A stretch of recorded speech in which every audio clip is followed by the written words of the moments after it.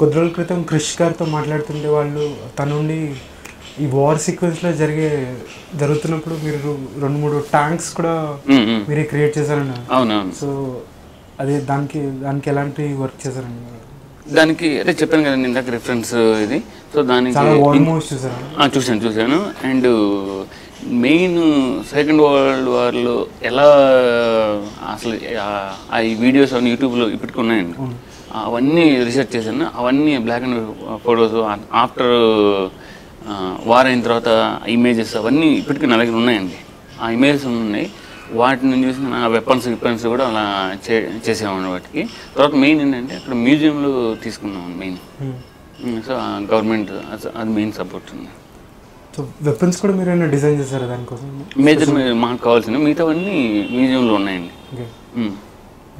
So బాబా గారు Gnanasekhar cinematographer. So మీరు art director అంటే చాలా వరకు డైరెక్టర్తో సినిమాటోగ్రఫర్తో మీరు చాలా డిస్కషన్స్ చేయాలి. సో బాబా గారితో ఎలా? బాబా గారు వల్లే ఇంత output one of the main అని నేను అనుకుంటున్నానండి. ఎందుకంటే మెయిన్ ఆర్ట్ డైరెక్టర్కి కెమెరామెన్కి డైరెక్టర్కి వీళ్ళకి మంచి రిలేషన్ ఉంటేనే మంచి అవుట్పుట్ వస్తుంది. ఎవరు లేదంటే చాలా సందర్భాలు ఎక్కువ ఈగోస్ ఉంటాయండి. సో మెయిన్ బాబా గారి వల్ల నాకు అది చాలా ప్లస్ అండి. ఆయనతో మళ్ళీ 2 రోజులు చేశాను నేను.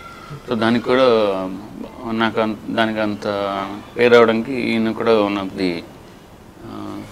బాబా గారి సపోర్ట్ కూడా ఉందండి. అంటే ఆయన చెప్పేవాళ్ళ ఇది కాదు లేదు, నాకు ఇలా చేద్దాం అనుకుంటే బాగుంటుంది అని డెఫినెట్గా ఇలా చేయి, దాన్ని మనం ఎలా చేయాలో ఎలా ఎక్స్పోర్ట్ చేయాలో చేద్దాం ఇట్లా చెప్పేవారు అన్నమాట బాబా గారు. సో మెయిన్ ఏ సినిమాకైనా అండి డిఓపి ఆర్ట్ డైరెక్టర్ కమ్యూనికేషన్ లేకపోతే చాలా అవుట్పుట్ అనేది కరెక్ట్గా ఉండదండి. వాళ్ళిద్దరు బాగుంటేనే బాగుంటుంది సినిమాకు. సినిమా మొత్తం షూటింగ్ అయిపోయిన తర్వాత చెప్తాను, there is no other person who can play Dupati Haribabu, no one else.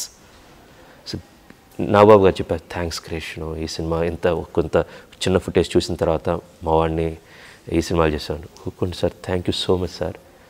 Cinema ఇప్పుడు చూస్తున్నా నా భయం పుట్టింది, వామ్మో నేను వరుణ్ దగ్గరికి అప్రోచ్ కాకపోతే, వరుణ్ అప్పుడు బిజీ అయి ఉంటే, వేరే సినిమాకి ఆల్రెడీ కమిట్ అయి ఉంటే నా పరిస్థితి ఏంటనేది.